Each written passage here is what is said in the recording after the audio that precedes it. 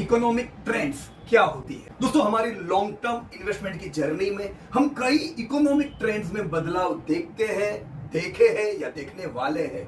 अगर in economic trends को हम समझें तो हमारे इन्वेस्टमेंट को हम इससे स्ट्रेस फ्री दोस्तों कर सकते हैं और इनफैक्ट उसका हम फायदा उठा सकते हैं। इकोनॉमिक ट्रेंड्स को ब्रॉडली 3 क्षेत्रों में विभाजित किया जा सकता है: सेक्युलर ट्रेंड, साइक्लिकल ट्रेंड और seasonal trend. Secular trend refers to the long-term change that is occurring in the economy of the industry। जी हाँ दोस्तों, secular trend एक long term change है, एक long term बदलाव है जो हम इकोनॉमी के अलग अलग पार्ट्स में दोस्तों देख रहे हैं। They create displacement in the way goods and services are being produced or consumed। दोस्तों ये बहुत बड़ा बदलाव कर देते हैं, पूरा डिस्प्लेस कर देते हैं तरीके को जिस प्रकार से हम लोग चीजों को कंज्यूम करते हैं, और इसीलिए मैन्युफैक्चरर्स को भी कंजप्शन को ध्यान में रख के पूरा अलग प्रोडक्शन करना पड़ता है। इंडस्ट्रीज या कंपनी समझती है कि ये चेंज हमारी इंडस्ट्री में आने वाला है, तो अब हमें हमारे प्रोडक्ट या सर्विस को कुछ इस प्रकार से ढालना होगा, क्योंकि ये एक लॉन्ग टर्म चेंज है, शॉर्ट टर्म नहीं। On the other hand cyclical trend एक ऐसा ट्रेंड है जो टेम्पररी है, कुछ समय के लिए चेंज आया है, वापस से पहले की तरह कुछ समय ये चेंज रहेगा पर वापस से पुराने लेवल पे इंडस्ट्री आएगी। तो एक टेम्पररी ट्रेंड आपकी गुड्स और सर्विसेज को अफेक्ट कर सकता है, लेकिन ये टेम्पररी है, परमानेंट चेंज नहीं है। तो इंडस्ट्रीज दोस्तों ये भी समझेगी कि ये जो चेंज हो रहा है ये परमानेंट है, तो मुझे मेरी गुड्स और सर्विसेज को ढालना ही पड़ेगा इस प्रकार से। टेम्पररी है तो कुछ समय का ये ट्रेंड है, वापस से हमारी प्रोडक्ट और सर्विसेज कंज्यूम होने वाली है। तो साइक्लिकल ट्रेंड एक ऐसी ट्रेंड हुई जो इवेंचुअली रिवर्स होने वाली है। और दोस्तों तीसरी, सीजनल ट्रेंड्स। दोस्तों सीजनल ट्रेंड्स हाईली प्रेडिक्टिव होती है कि ये सीजन आई है तो ये प्रोडक्ट, ये गुड्स और सर्विसेज का माल बिकेगा या कंज्यूम होगा, तो पहले से दोस्तों इंडस्ट्री प्रिपेयर रहती है। राइट फ्रेंड्स, तो जब हम इन्वेस्ट करें तभी भी दोस्तों इन तीनों ट्रेंड को जाने कि मैं जो इन्वेस्ट कर रहा हूं यहाँ पे कोई सिक्युलर ट्रेंड है, साइक्लिकल ट्रेंड है या सीजनल ट्रेंड है। जो इंडस्ट्रीज, कंपनीज और इन्वेस्टर इन तीनों चीजों को समझेंगे वो ज्यादा अपने पोर्टफोलियो को ऑप्टिमाइज कर पाएंगे और इन चेंज का दोस्तों फायदा उठा पाएंगे। राइट, तो सबसे पहले दोस्तों हम लोग समझते हैं सिक्युलर ट्रेंड को। What is secular trend? दोस्तों एक सिंपल सा एग्जांपल हो सकता है कि भी ऑफिस को हम पूरा डिजिटलाइज कर रहे हैं, तो अब जैसे जैसे डिजिटलाइजेशन बढ़ेगा, पहले के समय में ऑफिस स्पेस बड़ी इंपॉर्टेंट हुआ करती थी, उसके बाद ऑफिस स्पेस के साथ दोस्तों डिजिटल स्पेस का भी एक महत्व बढ़ा। अब जैसे जैसे डिजिटल स्पेस बढ़ती है दोस्तों, पेपर का, इंक का भी इस्तेमाल दोस्तों धीमे धीमे कम होता है, तो एक ट्रेंड बनता है दोस्तों डिक्लाइनिंग का इंडस्ट्री के लिए। तो इंक या पेपर के लिए ये डिक्लाइनिंग ट्रेंड हुआ, पर दूसरी तरफ डिजिटलाइजेशन सॉल्यूशन की कंपनीज के लिए दोस्तों ये तो अप ट्रेंड हुआ। दोस्तों इसका सीधा सादा उदाहरण हमने रिसेंटली कुछ पिछले 10 सालों में दोस्तों न्यूज़पेपर, प्रिंट मीडिया में देखा। किस प्रकार से दोस्तों एक समय पे जो न्यूज़पेपर या प्रिंट मीडिया इंडस्ट्री दोस्तों ऐसी मानी जाती थी कि इसका तो कोई एंड नहीं है, सुबह की शुरुआत ही न्यूज़पेपर से होती थी, कैसे डिसरप्ट किया डिजिटल टेक्नोलॉजी ने, और आज ज्यादातर स्पेंडिंग अब धीमे धीमे डिजिटल स्पेंडिंग की और बढ़ने लगा है। ये सेक्युलर जो दोस्तों ट्रेंड देखा गया, ये कुछ इंडस्ट्री के लिए नेगेटिव रहा, कुछ इंडस्ट्री के लिए पॉजिटिव रहा।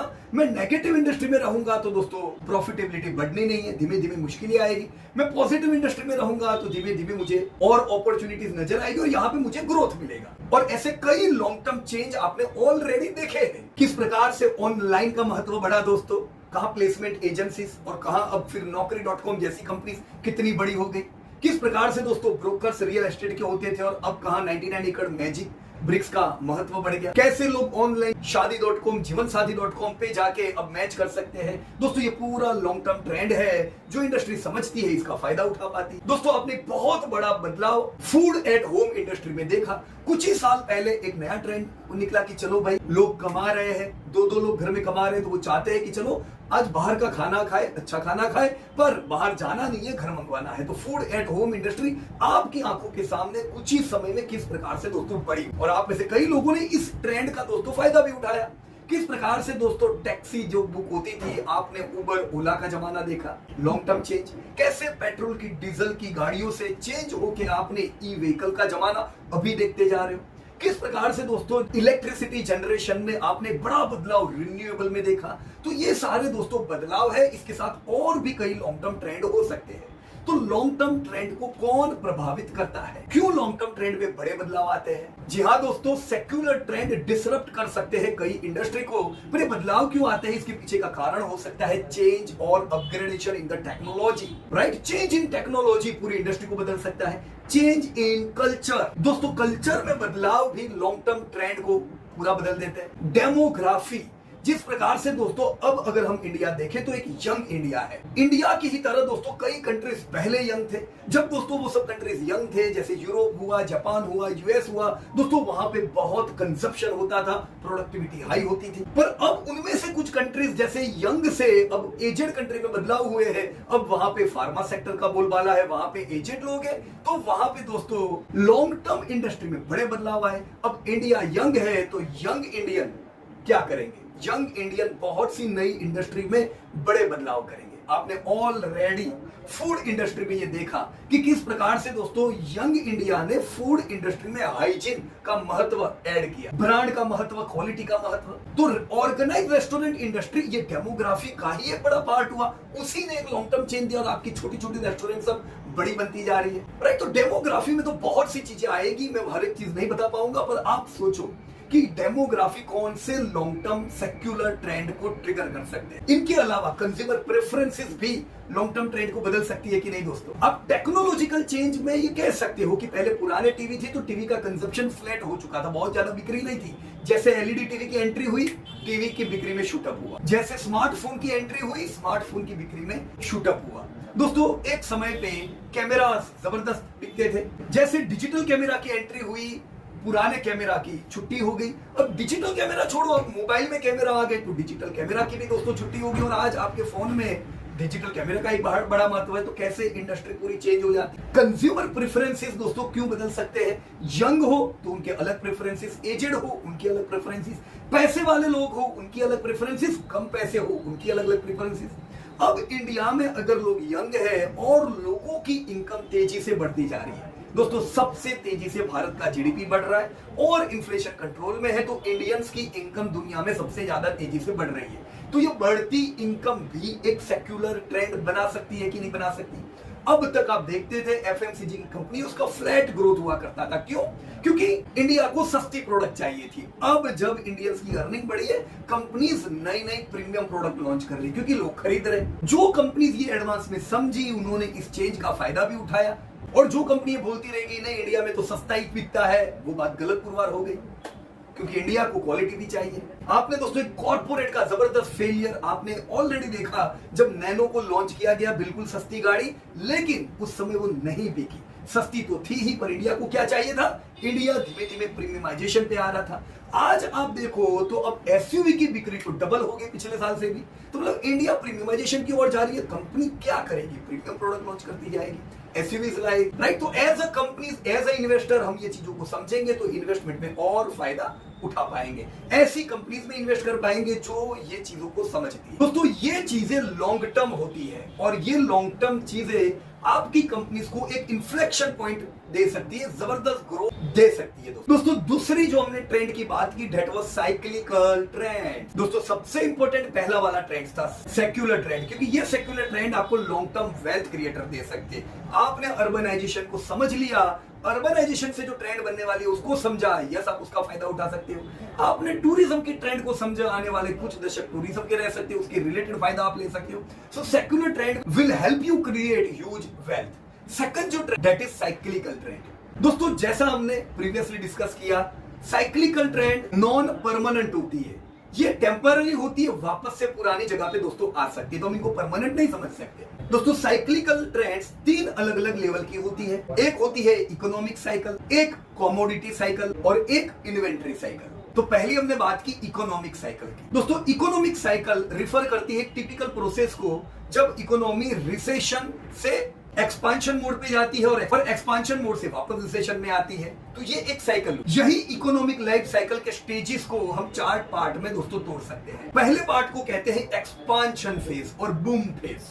अब दोस्तों मैं कैसे मानूं कि अभी एक्सपांशन साइकिल में चल रही है इकोनॉमी? दोस्तों एक्सपांशन फेज नजर आता है, महसूस होता है या पता चलता है इंक्रीज्ड कंजप्शन से, गुड्स या सर्विस का इंक्रीज्ड कंजप्शन, बढ़ती लोगों की इनकम, कम interest rate, high consumer confidence, ये सब दोस्तों एक्सपांशन की निशानी है। अब बिल्कुल सीधी बात है दोस्तों, हाई इनकम जब लोगों की होती है, लोग ज्यादा खर्च करते हैं, हाई स्पेंड करते हैं, तो हाई मैन्युफैक्चरिंग करना पड़ता है, हाई मैन्युफैक्चरिंग करते हैं, हायर एम्प्लॉयमेंट जनरेट होता है, हायर एम्प्लॉयमेंट का मतलब है अगेन लोगों की इनकम हाई, तो यही साइकिल दोस्तों एक्सपांशन को बूम देती है। तो बूमिंग इकोनॉमी कंज्यूमर कॉन्फिडेंस को बूम करती है, बढ़ाती है। ऐसे समय पे आप लोगों को देखते हो, क्योंकि लोगों की इनकम बढ़ रही है, आप उनको देखते हो, वो अच्छी अच्छी चीजों पे खर्च करते, साथ में बढ़िया एसेट्स में इन्वेस्ट करते हैं। हो सकता है दोस्तों अलग अलग इन्वेस्टमेंट, जैसे म्यूचुअल फंड हो, इंश्योरेंस हो, स्टॉक मार्केट हो, रियल एस्टेट हो, वहां पे इन्वेस्टमेंट इन लोगों का बढ़ जाता है।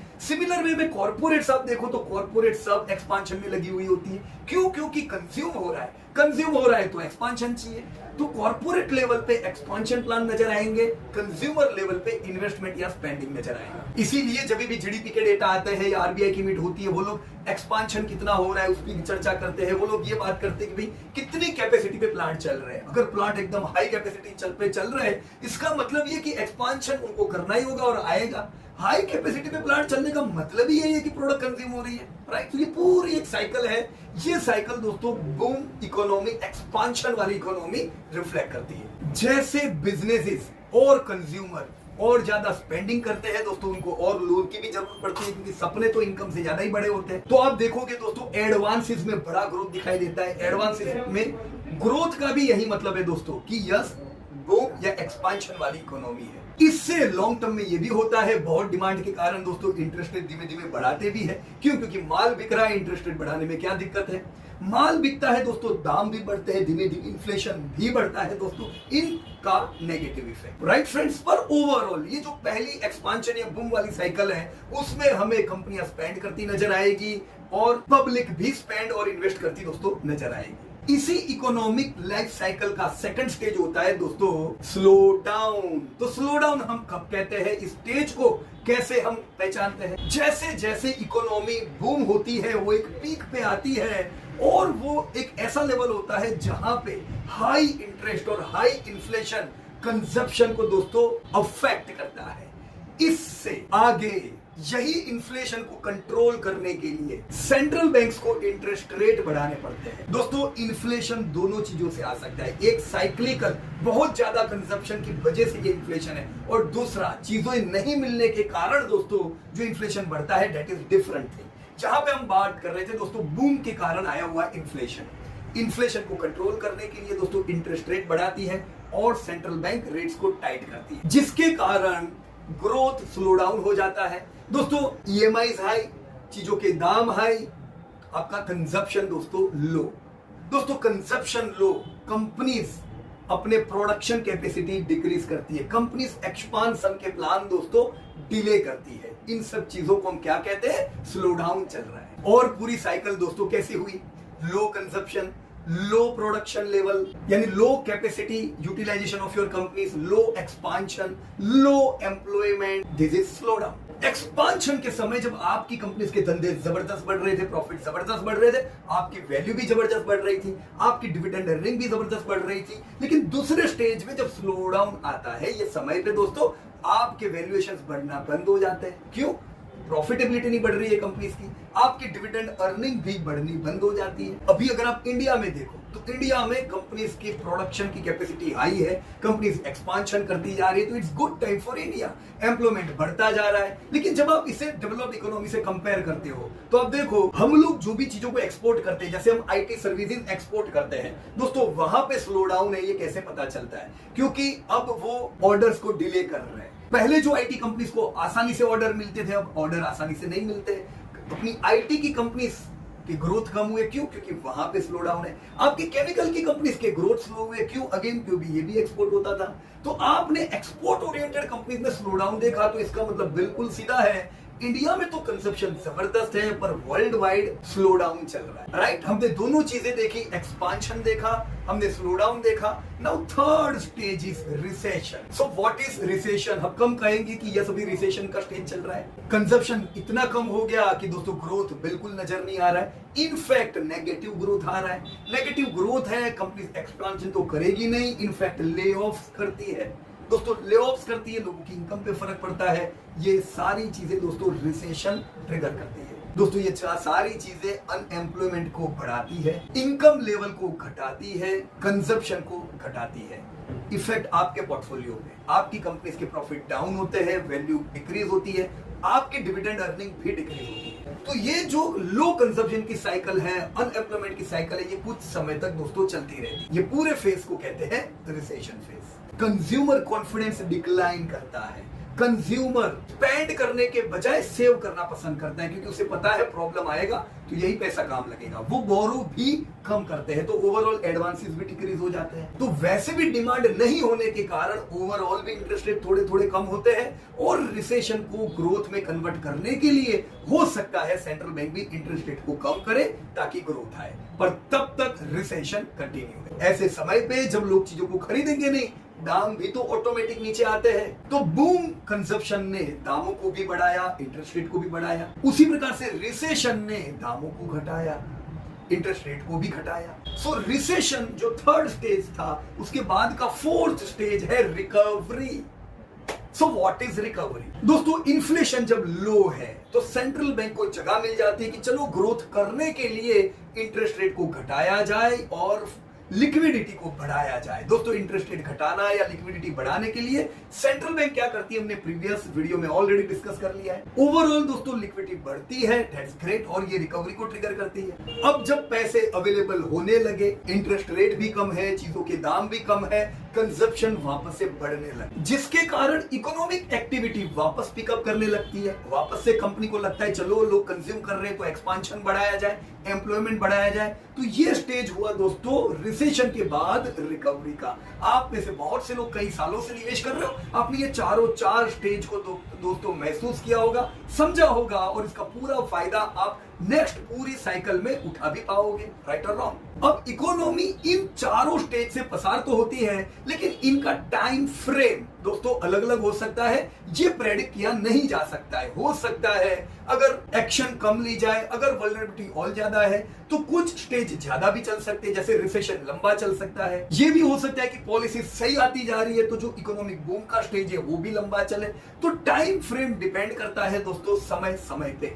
तो इकोनॉमिक साइकिल को अगर हम समझते हैं एज अ इन्वेस्टर, और दोस्तों कंपनियां समझती है एज अ मैन्युफैक्चरर और सर्विस प्रोवाइडर, तो इसका पूरा लाभ उठा सकते हैं। राइट दोस्तों, इसी साइक्लिकल ट्रेंड में एक हमने देखी इकोनॉमिक साइकिल, दूसरी होती है दोस्तों कॉमोडिटी साइकिल। दोस्तों कीमतें कॉमोडिटीज की अप हो सकती है और डाउन हो सकती है, ये पूरी साइकिल्स में चलती है। ज्यादातर दोस्तों ये कॉमोडिटी की साइकिल इकोनॉमिक साइकिल के साथ चलती है। ज्यादातर समय पे दोस्तों जब एक्सपांशन फेज में होती है इकोनॉमी, ऐसे समय पे कॉमोडिटीज के दाम भी बढ़ते रहते हैं। जब रिसेशन मोड पे होती है इकोनॉमी, ऐसे समय पे कॉमोडिटी के दाम भी दोस्तों घटते रहते हैं। कई समय पे दोस्तों कॉमोडिटी की साइकिल इंडिपेंडेंट भी चलती है अपने खुद के प्रोडक्शन के हिसाब। जैसे मान लीजिए इकोनॉमी बूम है, लेकिन ऐसी जगह पे बरसात बिल्कुल गिरी नहीं दोस्तों जहां से वो कॉमोडिटी का प्रोडक्शन होता है, तो वो समय पे तो कम उपलब्धि की वजह से दोस्तों कॉमोडिटी के दाम तो बढ़ने हैं। दोस्तों जब कॉमोडिटी की कीमतें बढ़ती है तो जो सप्लायर होते हैं वो भी इस कॉमोडिटी